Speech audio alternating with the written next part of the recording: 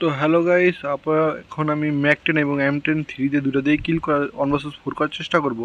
তো আপনারা দেখেন আর বললেন যে ম্যাক 10 ভালো নাকি M10টা ভালো হইব 3 লেভেলেরটা।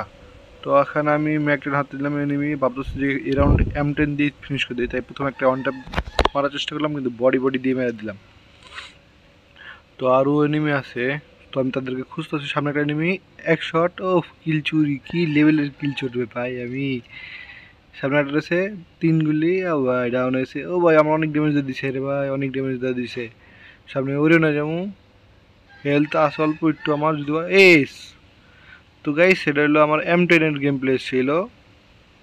এখন ম্যাক 10 দিয়ে 1 vs 4 দেখাবো কেমনে করতে হয়। সেজন্য আমি ম্যাক 10 নিয়েছি, যদিও বা 1 লেভেল হয়েছে কেবল।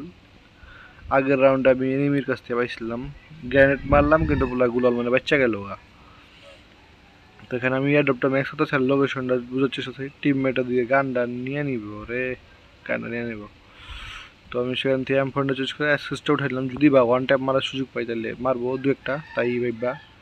সামনে এনিমি, ওরে উড়ে কম ছিল ভাই, সোনিয়াও লাগে ভাই, কি কমু ভাই। নিচে যে এনিমি দেখলে মোকল উঠছিল, আপনার হয়তো বা খেয়াল করতে পারেন, নিচে দুইটা এনিমির মোকল মাথায় ছিল।